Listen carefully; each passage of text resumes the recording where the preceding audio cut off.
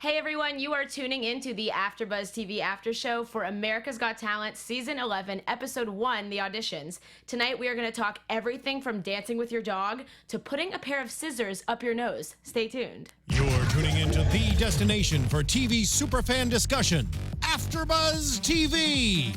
And now, let the buzz begin. Hey everyone, welcome to the AFTERBUZZ TV after show to America's Got Talent Season 11, Episode 1, making big changes this season. I mean, I can't even wait to get into it. I'm your host, Dani Golub. You can find me on Twitter, Instagram, at Dani Golub. We have a small but very mighty panel here tonight. To my left, I have a dear friend who I went to high school with, actually. Yay! For all of you who are watching. We have reunited here at AFTERBUZZ TV. My girl, Megan. Yes. Where can they find you? I'm her girl, Megan, but you can find me on Twitter and Facebook at Megan Boykoff. Find her. All right. Let's get into this because we have a lot to talk about tonight. Yes, it was a blast. Overall feelings about tonight's episode. I have been a fan of this show for a really long time, and so I was expecting some great stuff coming with Simon Cowell, and I can't say I was disappointed. I feel like this was a pretty good start to Season 11. Yeah, I feel like he was, generally speaking, other than that little package where he was telling the singers how terrible they were, but was still kind of nicely, he was just really supportive. That smile. He has a 1,000,000-watt smile. Who knew Simon could smile? I mean, watching him on America's Got Talent for, like, my childhood, it was a little traumatic. I was really terrified of him, and now he comes on this show, and I think maybe it has something to do with the Got Talent franchise being his baby, you know? Like, I mean, this is a worldwide franchise. There's Australia's Got Talent, Britain's Got Talent is even bigger, maybe, than America's Got Talent, so I think he's kind of, like, doing a nice thing, because this is his child, essentially. I was kind of missing some more hoopla in terms of him coming. I know there was a package at the beginning with him, you know, the little birthday party that was very funny. Yeah. But there were so many commercials leading up to this premiere that were hilarious. I just wanted there to be... Yeah, the Silence of the Lambs one. Did you see that one? Yeah, it was really funny. It was crazy. Yeah. So let's get started talking about some of these acts tonight. The first act we saw was Nathan, the 6-year-old comedian, which, by the way, if I could just take this kid home and, like, put him in my pocket and carry him around all the time, he was the cutest thing ever. What did you think? He was adorable. After looking at him maybe too closely as a 6-year-old, I was like, he looks like a 34-year-old. Did you think he's like gonna be really cute when he's older in the least creepy way ever? This kid's gonna grow up and be like a stunner. He's gonna take all the girls like in high school. I hadn't thought about that. With his cute outfit and tie, I'm not judging. He was put together. Yes, I agree. He was very well put together. He was. He was very funny, very adorable. He won't make it that far. I think this kid's gonna get his own Disney show. I think this was like his golden ticket into getting discovered, because someone like this, he has so much personality and so much energy, like packaged into, I think, 50 pounds of human being. My one thing I have about kids, and I wanted to bring this up, do we compare them to adults on this show, or do we treat them differently because they are kids? Like, as a comedian, I don't think he is as strong as an adult comedian. Like, for example, we had, like, comedians in the past have won this show. And so how do you compare? Like, Drew Lynch last season was a comedian. He is the one with the stutter. He was awesome, and he's, like, you know, a young adult. But still, comparing a 6-year-old to him, how do you feel about that? I don't think you compare. I personally was comparing him with a normal 6-year-old, I guess. But you have to compare in terms of how far is he really going to make it. Right, because then when you think about that girl, Laura, the 13-year-old opera singer, we'll get to her at the end. Gosh. But, like, you could compare her to adult singers, and she would be better than them. Yes, you know? I see what you're saying. So, I mean, one of the winners of the show, Bianca Ryan from Season 1, she was an 11-year-old singer at the time. Slayed. Like, literally, she's saying that I Am Telling You I'm Not Going song. Gosh. She sang it better than 90% of adults can. So that's my only thing with Nathan, is, like, he's a comedian and he's cute, and it's charming for a 6-year-old to do it for a couple minutes, but I wonder how it's going to translate down the line. I think if he were maybe older, or if he were better, I would be able to compare him to an adult, but he wasn't quite there because he's 6. It's fine. I mean, it was adorable. It was like the cutest thing I've ever seen. And next we have Jose and his dog Carrie. Yeah. Which, I mean, I'm a dog person, so this is like right up my alley. But before I say anything, I'd like to know what you have to say about this. I feel like this isn't fair to say, but I was kind of underwhelmed. I was like, oh, it's wearing a dress, it's on its hind legs. Heidi said that too. What did she say? She was like, you know, I feel like after a few 15 seconds, you kind of lost yes, me. Yes, you know? that's exactly where I was I get at. that. Like dog acts have won in the past. The Olate dogs won season 7, and those were like crazy dog tricks, and there was a bunch of dogs in that one. So that kind of, I felt like, you know, had more going on. This was one dog and one guy. And again, I feel like I'm interested to see the ones who made it through tonight, like what they can bring in the future, because I feel like the acts that have done well on the show in the past have like done something crazy innovative each round, like something new and different, and I don't know like what you can do with that. Unless the dog can like bop on its nose. Yeah, maybe there's a lot of things we don't know he could do. That's true. That is very. Could I literally at this silly. point I wrote "nice Simon?" ? I literally was like, Simon's nice now. I wrote mostly shots of Simon's glowing smile. Yeah, and his middle part. I didn't mind His little middle part. He's rocking it. Okay. The next act I want to talk about, really, the clairvoyance. So, I recently learned what a clairvoyant was from that, like, Medium show on E! There's that Tyler, apparently he's a clairvoyant too, but it means you can, like, connect with objects, or correct me if I'm wrong via Twitter, but, like, I don't really know exactly what a clairvoyant was, but I was super creeped out by this girl. Yeah. And her boyfriend, I believe. They were both equally creepy, even though he wasn't, you know, Yeah. doing a So ton. basically, what happens is she gets blindfolded. There's no like earpieces. There's no nothing. And with these kind of acts, I always wonder when they bring a judge up, is the judge involved? You know, like I always think, like, is it possible that they're in on this somehow? But then they go to the audience, Then and they that went was to the that was audience. pretty clear that the audience members were like, Yeah. "I have nothing to do with this." Totally she guessed shocked. that I have AT&T. They literally That's went to a random crazy. person. So she was blindfolded, and she knew what he was holding in his hand. So he would go out into the audience and grab eye drops from Howie or a cell from someone, and she would know like that is a white iPhone 6 Right. AT&T, but she was blindfolded sitting on a swing on the stage. One of the coolest things I've seen probably ever. Yeah. Like how I mean, like I just was sitting there thinking like how? I was How? surprised that Simon wasn't more skeptical.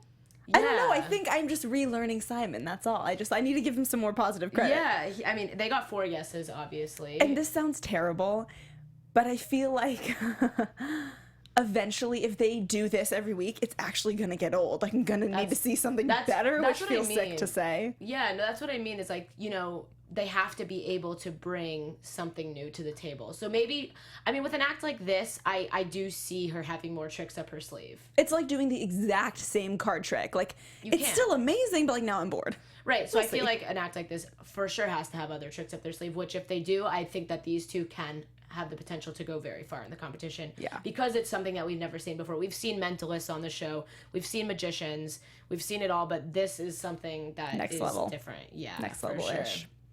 Okay. I feel like we're kind of moving quickly through these acts, but there are so many because this is auditions. Next is Lincoln Bridge, which I thought it was so cool. We were talking while we were watching this, like, what are they? What are they going to do? And they purposely, strategically did not tell you what this group was going to do. Yeah, I was like, I think you said you were like, they could do ballet right now. You know, it was Yeah, it was very just, like, unclear.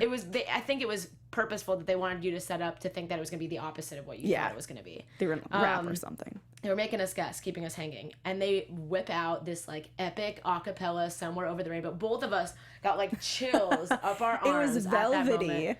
It was amazing. I don't know how many of you watching watched in the past, but Forte was the male a cappella group. I was like, this is like Forte meets Straight Outta Compton gone totally right. Like, they were amazing. I want to buy their album, like, tomorrow. And the fact that this group of older men, you know, dressed all in black, tattooed, you know, the package Not what you would beforehand think. made them seem, you know, kind of hulking Rough and around the threatening. edges. Yeah, and then they sing Somewhere Over the Rainbow in the beautiful. most rich tones. I was in heaven. It was great. epic. They got 4 yeses as well, which I completely agreed with. I honestly think that they could have gotten a golden buzzer. If I was there, I would have hit it. Like, that would be my golden buzzer of the night. I loved this group for sure. I'm interested to see what they do. Yeah, I mean, I think that are hopefully gonna continue to sing songs that are super like different than what you would imagine them to sing. You know, I think they could like whip out some Adele or something. That would you be know? incredible. For whatever reason, because their name is Lincoln Bridge, I was just reminded of Lincoln Park, and I was hoping for some, you know, punk stuff, but what they did was way better. Awesome. And next we saw a group of guys getting ready. I was like, oh, okay, so they're here. There's like 5 guys. They think they're like One Direction. They're coming on here because Simon's here. They're ready to go because Simon discovered One Direction. All cute guys. They get on stage. Not what I expected. Not what I expected. They're all in drag. which I love. You weren't looking at the screen when they came on, and I just like was hitting your arm. I know. Like, I looked down to take a note look. really quick, and then they were awesome. I mean, well, they lip sync, but I kind of like want to hire them for my birthday party or something. I wouldn't go so far as to say they're awesome. You know, like they started performing, I was like, okay, but they looked great. They looked amazing. It. I mean, I'm glad they got a couple X's because there are people with such talent on this show that don't make it through, that it wouldn't have been fair with someone like that. And people who do drag who have a ton of talent, and like they weren't up to snuff in that sense either. Yeah, but they were a lot of fun. It was a fun twist. I had a blast watching them, and Mel B was into it, which honestly is probably better than winning for them because they are the Spice Girls, Gurlz. Yes.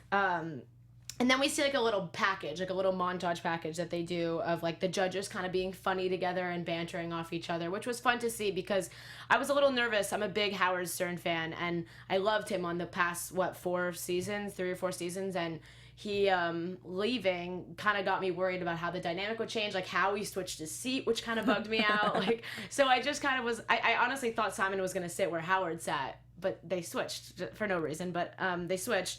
And so I was just a little nervous on how like the banter would be because Howie and Howard played off each other so well that I wasn't sure how this group dynamic was going to be. But they showed us this cute package of them like having fun, being silly together, which I like. It was reassuring. Yeah, how did you feel about the judges? The whole family's going to be okay. Yeah. Basically, you know, mom and dads still get along. Yeah, moms and dads all get along. We see a group of acrobat girls doing something. They were pretty good. They were throwing each other up in the air. There was a group called Acro Army in season 9. Season 9 was my favorite season, so you're going to hear me talking about it probably a lot throughout these after shows, but they kind of like reminded me of a smaller version of that, which was cool. And then we saw that chick who was bouncing on the butt. Yeah, she was punching Mel B in the face. Just Mel B. Just Mel B, but then Heidi went up and knocked the rest of her. That was kind of like part of like the judges just kind of playing around with each other.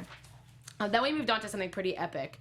And for those of you who watched season 8, I apologize if you are just tuning in to America's Got Talent for the first season now, but there are a lot of similarities. This guy called Hara reminded me a lot of Kenichi Ibina, who won season 8. He's from Japan. He pronounced his name like Hara, so I apologize if I'm pronouncing it wrong. But do you want to try to get a go at explaining what this is? Because I can't put it into words. It was a mixture of, it was performance magic, not like normal magicians aren't performing, but you know, it was multimedia magic. That's what it was. Multimedia magic. It was like uplifting. It was an experience. Would and you call Simon it a said that dance? too.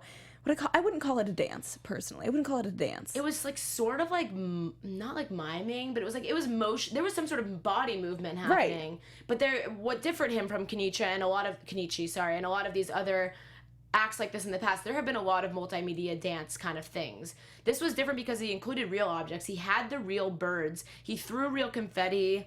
Like, so I don't know where all those things were coming from. He had like a rag. He did an outfit change. Yeah, right in the beginning. I agree with Simon, what he said. He was like, I feel like I just want you to come home and like do this in my house and I can just relax and watch this. It was like a really, kind of like an out-of-body experience. It was very cool. Yeah, it was interesting. And Mel B said something. She took the words out of my brain. I wrote them down and then she said them. I feel like I'm at your show in Vegas right now seeing you do it. It was professional. It was clean and professional. Like, it didn't seem like this was the first time he's done this before. It seems like he was very, and this is the kind of act where you know he's going to bring a lot of other really cool stuff. Like this, think about how much potential. Like, you can't even fathom where it's going to go, but you know that it's going to go somewhere awesome. Because the possibilities are also semi-endless with it being multimedia and him being able to change what's being seen on the screen. And there was a story being told. Like, yes. And I think sometimes with these kind of acts, like, the story will continue next week, maybe. You know? Like, I wonder if... That'd be nice. If this will kind of continue, because I did see something with the birds and then he turned into a bird at the end, like he had his own wings. So I think that there was more thought than it just being like, cool. Here's some colors. Yeah, like sometimes it's just like video game characters. This was like, there's a really cool story happening here. And like, it'll be interesting to see if they continue to unfold it. He obviously got 4 yeses also. I feel like we saw a lot of really good acts tonight, a lot of 4 yeses. Pretty unanimous night, I would say, amongst the judges liking this kind of stuff. Next up was Rose and Charlie. Is there enough time? How long do we have this video for, honestly? Rose and Charlie need their own after show. Like, literally the Rose and Charlie after show. Yes, that is going to be a thing. I suggested we open the show tonight with, like, interpretations of Rose's dancing, which might be inappropriate, inappropriate, because she was over 60 years old, she said, and she was straight up stripping. Shaking it hard. Getting it. Talk about, Killing like, it. no ageism, no body shaming. This woman owned it and was confident, and I loved that about her. And she was, like, so charming in her own cute way. But Simon loved that about her, too. he did. So Heidi X's them right away because Charlie is, like, singing some Elvis song. He does, or what was he singing? He didn't know any of the words. Whatever. Viva Las Vegas is what he was singing. He didn't know any of the words. He knew most of them. She starts stripping. Well, there was just one part where he was just like, Viva! yeah, he would just break out into the chorus. We were both kind of dying when they were giving them yeses because I was shocked. But at the same time, we had this conversation where, is this comedy or is this dance and singing? Because if it's comedy, yes, I'll give them the yes. If it's dancing and singing, I agree with Heidi and I give them the X. It depends on the intention. Yeah, if one of them would just be like, I just need to know, are you serious? Because if you're serious, I can't look at you. But they were just having so much fun. In the beginning, I was like, why aren't more people pressing the X? Yeah, sometimes the audience gets involved with, like, does this, but, like, the audience was loving it, which means the energy in the room was probably, the fact that 2 people in a room that size can get the whole audience going. Doing something like that. Something, you know? Yeah. They were kind of a blast. I'm going to adopt them as my grandparents. Like, I love them. She is so funny and just, like, so much positive energy coming from her. I love her. Especially considering where they met. Grief counseling? They met in grief counseling. That was, I mean, it doesn't get any better than that. Doesn't. Apparently not. Goodbye, Tinder. Hello, grief counseling. Who knew? And they show you, like, a bunch of shots at this point of backstage, and it literally felt like a freak show. Like, I loved it. Like, you see some guy with his mouth taped shut. You see, like, someone with lipstick all over their face. You see dogs. You see babies. My wife won't let me use her lipstick because my beard ruins it. We never saw him anyways, but no, like, I'm okay with that. You see, like, just the pans of this crowd of people that are auditioning for this show, and we were talking about this, like, you don't get this anywhere else on television. No. Like, you have singers, you have dancers, you have comedians, literally there's a space for everyone. There is something in the show that everyone would like, which, like, you just can't find anywhere. It's the world's biggest talent show, honestly. Like, you can come on, and if you're great at packing a suitcase, you could probably do that on the show. Like, which is so special. It's so special because I feel like let's get sappy for a moment, everyone. Everyone has something so special and unique to offer, even if it's as simple as I can fold this shirt faster than you can. I've seen viral videos of someone putting on pants really quickly. I'm sorry, we care about these things. Rose literally did this on stage and got 3 yeses. That's, like, literally what she did, and then took her bra straps down. Like, that is what the woman did, and she got 3 yeses. Like, there is a place for everyone, which leads me... And it's on America's Got Talent. Which leads me to our next act. Yes. Very well. His name, well, we don't know his name. He goes by Tape Face Boy, who, by the way, Tape Face Boy, if you are watching, we would love to have you on our after show. Please come. I would love to have someone who doesn't speak try to host an AfterBuzz show. It's like, if anyone could do it, it would be Tape Face Boy. The upper half of his face is very expressive. It's amazing. Like, he could win an Oscar from here to here. Like, that guy. So what he does for, I mean, anyone who maybe is watching who didn't watch, but you should watch, he kind of is like a mime comedian. So he comes out, and his, like, intro package was super creepy. I thought he was going to be maybe a magician, mentalist, something along those lines. Maybe a mime, but I wasn't really sure because he wasn't talking. He was so funny. He was very funny. Not what you'd expect. If you could be funny without using words, like, that is a serious skill. He first brings out these 2 oven mitts, and they're like fish, which, by the way, some people's acts probably cost, like, thousands of dollars. His might have cost, like, $8, or he probably found them in his basement somewhere. He had 2 oven mitts that looked like fish, and they were, like, singing at each other, flirting, and he was just, like, pretending like they were having their own conversation. Yeah. He was third wheeling with his hands, and it was amazing, and I thought that was so funny until he brings out his next thing. And that was even better. How do you even explain it? Like, he brings out this red dress, puts it on half his body. One arm goes in the red dress. We were trying to do it. So he's cradling himself, dancing as if he is 2 different people, and, like, one hand goes down, and no, bring it back up. See, I don't know how he does it. So many good reflexes or something, hand-eye coordination. Like, I couldn't do it. It was hilarious. And the facial expressions, he's, like, keeping his face in line with the characters. He goes back and forth from characters, and it's amazing. Like, this guy, I don't know how. Maybe he is, and I just don't know. Maybe how is he not like a viral star already? Like, if he wasn't before, he will be now. I'm gonna make it so. Yeah, I'm gonna hashtag TapeFaceBoy. I literally already followed him. He is the coolest guy ever. Like, there's nothing like this I've ever seen on the show, and I've been watching this show for all 11 seasons, and I have not seen anything like that. A lot of stuff that you see, like Hara from Japan, which was awesome and epic. Like, I feel a little bit like I've seen it before. Yeah. This I have never seen before. Nothing. And it's so interesting how it's just one guy on a stage with very minimal props, very minimal technology, can steal the show like that.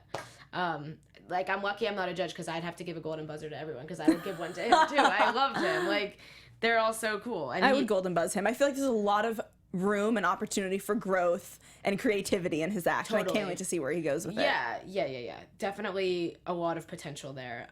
He also got 4 yeses. Another one of the 4 yeses of the night. Pretty unanimous. I would give him one as well. The next was Ryan Stalk and Amber Lynn. So I need to take a deep breath before I even begin talking about this. I couldn't watch. So you're gonna have to do a lot of the explaining, because I kept having to turn away. My stomach actually still is pretty uneasy from this act. Like, yeah.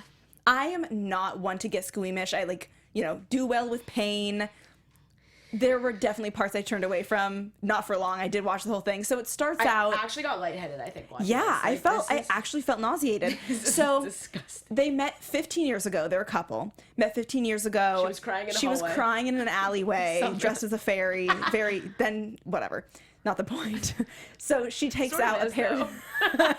Like, what is going on here? Yeah. She takes out a pair of scissors, brings them down to Howie so he can, see these are scissors. They open and close. They're made of metal. Brings them back on stage, and you're already preparing yourself for the worst, which is, good, because it only gets worse than what you can imagine. You couldn't have prepared yourself for this. No, you can't. Zero. You can't.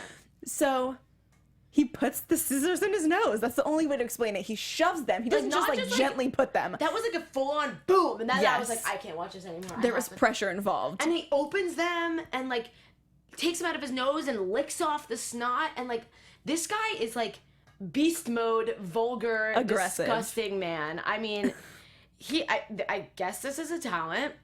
Reminded me a little bit of the professional regurgitator from last season, who was so gross but so cool. I could see how some people would think that this could be cool. On the gross cool scale. More gross than cool. Yeah, I feel like it's teeter-tottering. So we do the scissors. Yeah, he doesn't stop there. I was already done at that point. Yeah. Dani was pulling a Mel B. She was like, I'm not Mel looking. B was not having this. Mel B literally had to ask the audience for her vote, because she's like, I didn't watch this. What y'all think? He gets a meat hook. I mean, I saw him pull it out, and I was like, nope. Now I'm done. 3/8 of an inch thick, which is, you can't see. It's, not tiny. It's like a pen, probably, right? Yeah, a little thicker. Steel had a hook on the end, and what he does is not only does he put it in his nose, but it comes down and out through his mouth. I made the mistake of looking up for a second too, and I saw all of it. I had to watch. I couldn't. So not only does he put that thing through his body, what does he tie to it? He ties a weight to it, and he's swinging. Yeah, his girlfriend Amber's just handing him this stuff. I was like, what is she doing? Did she help him? She's an enabler to something that I do not support. She is an enabler. Oh my She's an enabler. And then I turn away, look back. I proceed to see him swinging from the meat hook from the ceiling. He attaches the meat hook to a piece of rope hanging from the ceiling. A ribbon. I don't know. I had to look away again. What happened? He tied the ribbon to the handle of the meat hook. Did he jump or something? He was standing on a stool, and his enabling Amber took the stool away, and he just swung like a human swing. Yeah. So that happened. Yeah, 4 yeses. And that wasn't. Was that 4 yeses? Yeah, he got. No, I lied. Heidi gave him a no. Yeah, I mistook my ex for a star. She was more on my page of ew, this is disgusting. Mel B again didn't fair. Watch. I was like, just because you can't handle it doesn't mean it's amazing. Well, that's the kind of stuff that on this show, people want to see that. Yeah. With the regurgitator, he made it to the final few last season, and so I could tolerate for some reason a little bit more. I don't know. Maybe I think that with this kind of act, though, as we've talked about with a lot of these, has a lot of potential. He's going to do a lot of other crazy stuff. I can't even think about what he's going to stick up his face. Other orifices. Literally disgusting. Like, I don't even know what to say about him. Here's what I want to know.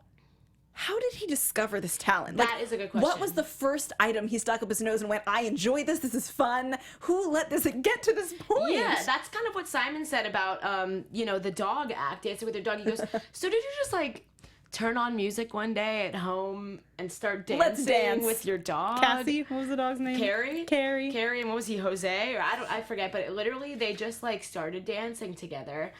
I don't know. I mean, I hang out with my dog more than the next gal. And I don't know how I would discover a talent like that he has. But that dog was like a legitimate dancer. This guy can legitimately stick things through his face. Like, I was like, did he have some sort of surgery where he got like everything, removed. All the cavities removed? He's like, yeah, that's one way to clear your sinuses. I was like, that is not even funny. I'm not laughing. Like, you're not a comedian. Stop. Because that was disgusting. Pretty interesting. My one thing I wrote down is, how is he not bleeding? Like, literally, I'm sure doctors watch this show. They probably were, like, concerned. Squeamish. Maybe not, but maybe they were just like, someone needs to get this guy a medic. Like, he needs to be part of some study. I don't know what it is, but they better study him and put him in a lab somewhere. This guy is, I mean, hey, if that wins the $1 Million Act, people will go watch that in Vegas. Like, definitely, I would go watch. We were talking about that with this show. Is like, this show, I feel like, is different than a lot of other shows because the prize is at such high stakes. Yeah, it is not only $1 million, which is more than any show. Like, I know Big Brother has like 500K, I think, and that's a lot. And that's not bad. But $1 million is like life changing. I mean, any amount of money. Like, I know we were talking about a lot of the like competition shows on Food Network and all these different. It's like 10 grand. It's not. It's $1 million. Like, that is game changer. And not only do you get $1 million, but you get a residency in Vegas and I mean, if you think about every single one of these acts, every single one of them could take a stage in Vegas that we saw tonight. I mean, like, all the ones that made it through, at least. I can't wait to see what comes up next in the following weeks to see what else, like, to see how they progress. Yeah, and I mean, the auditions are my favorite part of the show, to like kind of just get to see. I mean, obviously it's fun to see what they bring back, but it's also just fun to see these acts for the first time because that's when it's most surprising. Yeah, you know, you see them and you have never seen anything like it before. And then the next week, I mean, they're still them, even though they're doing something totally different and unique. But you know, this show really should be renamed America's Got Some Weird Freaking Talent. Weird talent, also awesome talent. Like, it's awesome, but it's weird. Yeah, there's some weird stuff. Next up is we were both like kind of crying. She should have closed out the show. Come on, Greg. Yeah, we were like we'll get there. Kind of crying watching her. This girl fully crying. Don't hold back any. There were tears in my eyes. My arms. This girl is awesome. So her name is Laura Breton. She's an 8th grader. She's a singer, and they show you this like montage of people who are singing and trying out and aren't doing a good job. This is when Simon we see mean Simon here, and I kind of not scathing, just like honest, like not as bad as he was on Idol, but like he was being honest. I mean, and we heard the act; they weren't good, you know. So he was being honest, which I think is comparable to how Howard was. Howard was honest when he was a judge, and I respect the honesty and agreed with him. But she was really nervous going onto this stage. Even all the stagehands backstage were kind of like babying her a little bit. Like, it's okay. Like, yeah. Fear. What is it? That one guy says? Fear and excitement are the same, or nerves and excitement are the same. I wanted to hit him. You know. She was really nervous, and she was also like so cute and actually looked 13. I feel like a lot of times when kids come on this show, they have like the full hair and makeup. They look much older than their age. Like, you know, she got a sequined heart shirt on, and I wanted to hug her. She was wearing like a little. It looked like she was like in an Old Baby outfit. Like she went to school one day. You know what I mean? Like it was just a plain long sleeve shirt, leggings, shoes. Her hair was in a little side braid, no makeup. I was like, thank you, a 13-year-old girl that looks her age. Like I feel like I look on the internet these days, and someone's posting a picture. They're like, oh, she's 15. I was like, she looks older than I am. So yeah. It was nice to see a kid looking her age, and she was humble and very evidently nervous. And they show you this shot from her perspective of Simon's face, and I mean, I probably would have thrown up or something. Like he was stone cold, staring right at her. Let's see it, girl. Singing is like kind of his specialty in terms of like being a manager and discovering being able to spot people. Talent. Yeah. So I feel like for all these acts, singers probably are the most nervous to perform in front of him. If you're waiting for a moment, this is it. Yeah, turn it on. This is it. So there's no other way to talk about her other than saying I literally wrote down she's a badass. Like this girl can sing opera, Italian opera, I don't even know, better than, I mean, I haven't even heard that much of it, but definitely better than everyone else ever. Like, way she was emoting was astounding to me. A 13-year-old who can emote like that. Yeah. And even though I didn't understand what she was saying, I felt like I knew the story. Me too. Like, she felt like she was that character singing with those emotions. 100%. She, like, was a very moving experience. And her mom was crying. She was crying. Her vibrato was sparkling. 13 years old. She was, like, a classically trained opera singer. And she's like, yeah, my mom sings with me.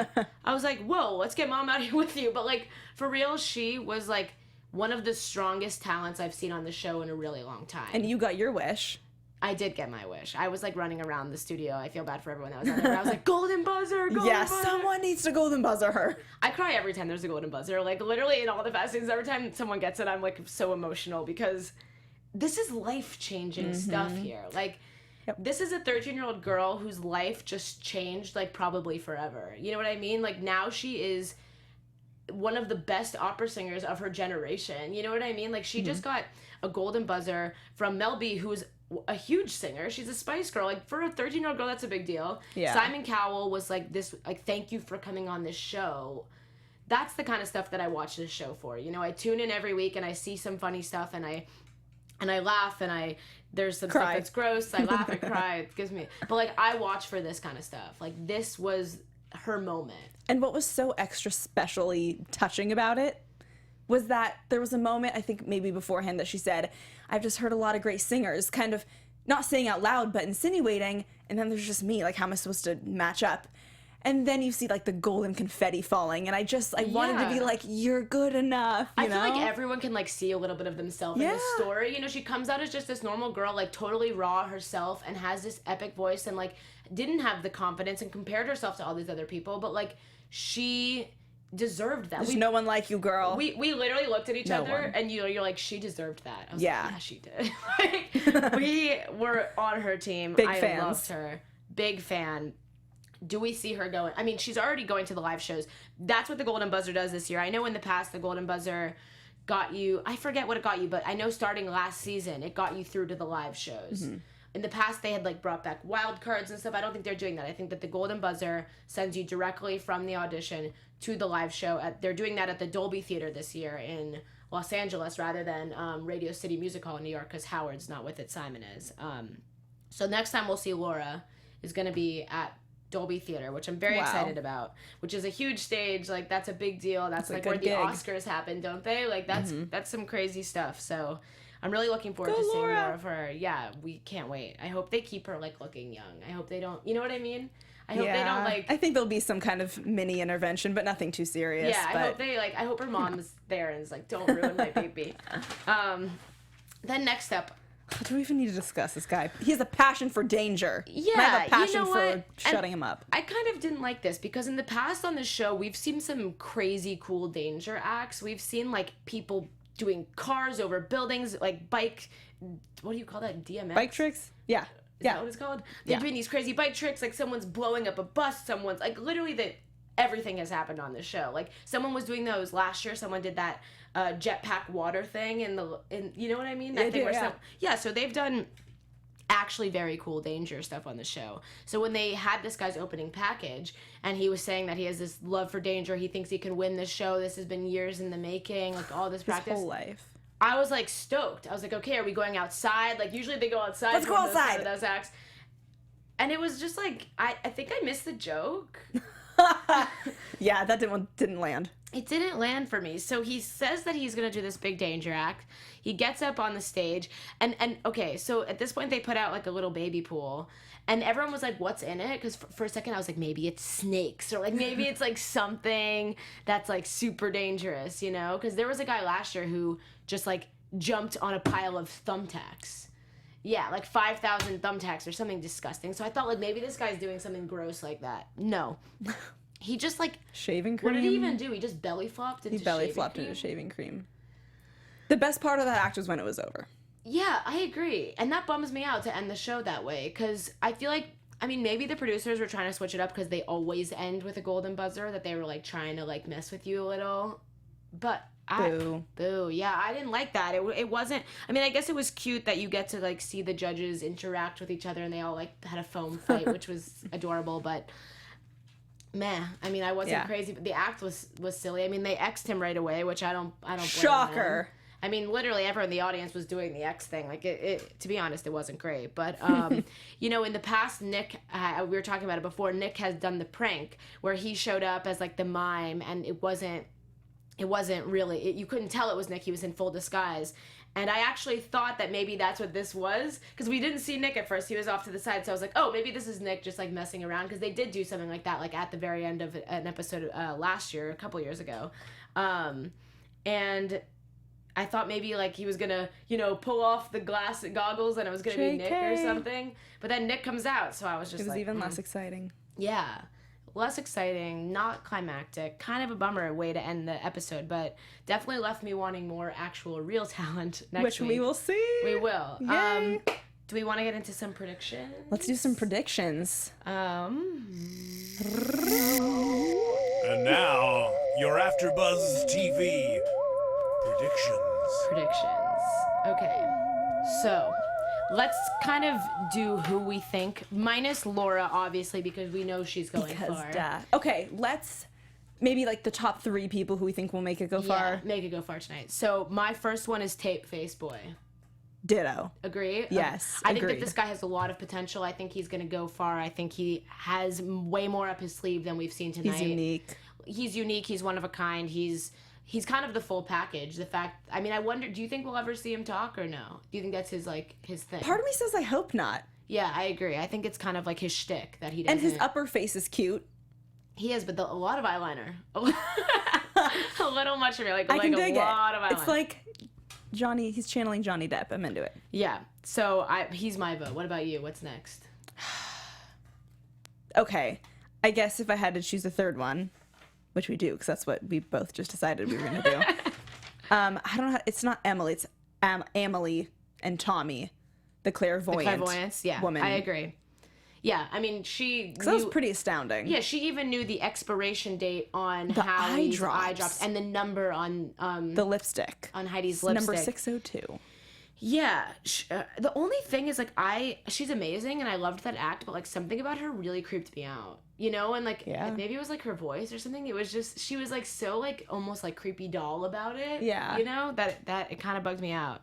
And then if I had to pick one more from tonight, I think I would... Rose. Just kidding. I'd probably go with Lincoln Bridge. Lincoln Bridge or Hara. Who do you think? Because Lincoln Bridge, they're so different, you know? So many singers have won in the past. Like, literally for the first, minus Terry Fader, like, the first, like, 5 seasons, I feel like, were... I don't remember. There was, like, singer after singer after singer for, like, you know, 6... seasons, minus Terry Fader, who was a ventriloquist, but lots of singers. So I feel like there's always singers that go far, but I feel like we're gonna see better singers, you know? Yeah, I think Lincoln Bridge, they have potential. The novelty is gonna wear off because they're not gonna dance or do anything else with the singing, you know? They are a very good a cappella group. Yeah.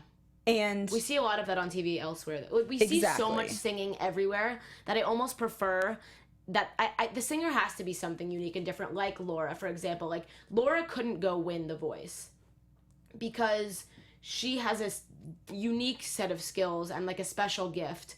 Like, The Voice doesn't really have opera singers. You know what I mean? The way... Yeah. I mean, they can, and I'm sure she could sing regular pop culture songs very well, too, but, like, she brought something unique to the table, whereas I feel like we see singers on television, like, literally every show is a singing show, so, like, getting to see something different is cool. So I think Hara maybe, who from this group tonight that made it through do you not think is gonna go far? Because I kind of feel like there was a couple of them that I mean, for me, that's Rose and Charlie. As much as I loved her, and I think she's my spirit animal.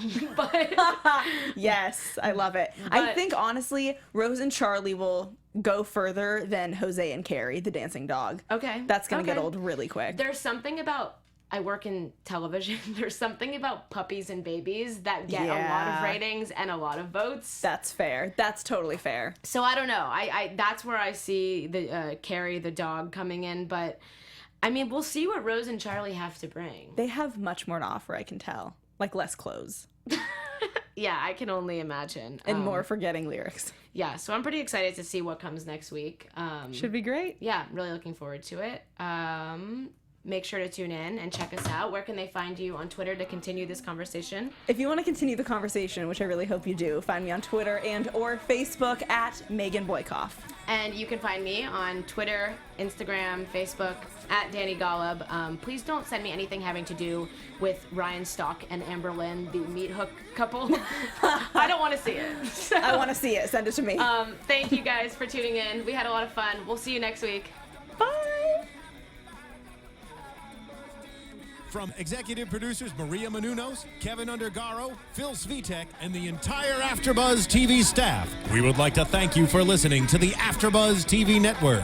To watch or listen to other after shows and post comments or questions, be sure to visit AfterBuzzTV.com.